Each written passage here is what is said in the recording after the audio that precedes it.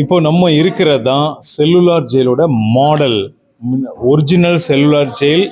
அந்த 7 wings 2 3 4 5 6 7, so 7 wings இருந்த cellular ஜெயிலுடைய ஒரு மாடல் இதுதான் இங்கே வச்சுருக்காங்க.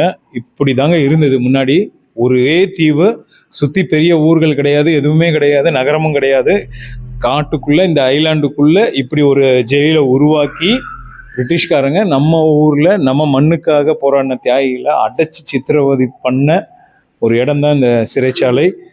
இதில் பார்த்தீங்கன்னா தெரியும். இதில் இப்போ இருக்கிறது வந்து மொத்தமே வந்து 3 விங்ஸ் தான் இருக்குது. மீதி 4 விங்ஸுமே வந்து கவர்மெண்ட் வேறு அஃபிஷியல் ஹாஸ்பிட்டல் இதுக்கெலாம் யூஸ் பண்ணிட்டாங்க.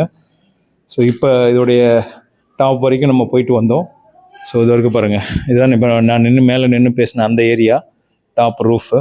ஸோ எங்கே இருந்து அந்த டாப் ரூஃப்லேருந்து எங்கே ஆங்கிளில் பார்த்தாலும் பார்த்தீங்கன்னா உங்களுக்கு ஏன்னா ட்ரெஸ் கோட் கொடுத்துட்றாங்க, இல்லை கைதிகளுக்கு ஒயிட் ட்ரெஸ் அந்த மாதிரி கொடுத்துட்றதால போலீஸ் அஃபிஷியலை தவிர வேறு ஏதாவது கைதிகள் நடமாட்டம் அவங்களுடைய ரெஸ்ட்ரிக்டட் ஏரியாவிலே இல்லை தப்பிச்சு போக முயற்சி பண்ணாங்கன்னா இந்த டாப் ஆங்கிளில் எல்லா இடத்துலையும் செக்யூரிட்டிஸ் இருப்பாங்க. இதை நம்ம சிறைச்சாலை படத்துலேயே பார்த்துருப்போம்.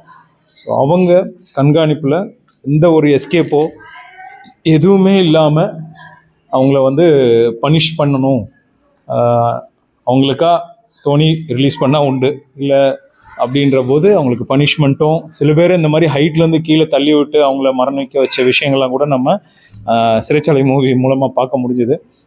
ஸோ ரொம்ப கஷ்டப்பட்டு வேதனைப்பட்டு தான் இங்கே நிறைய தியாகிகள் நமக்காக அங்கே இருந்திருக்காங்க. பிரிட்டிஷ்காரங்க அவ்வளோ டார்ச்சர் கொடுத்துருக்காங்க. ஸோ அந்த தியாகத்துக்காகவும் இதுக்காகவும் ஒரு ஞாபக சின்னமாக இருக்குன்றதுக்காக தான் இந்த செல்லுலார் ஜெயில் மெயின்டைன் பண்ணிகிட்டு இருக்காங்க.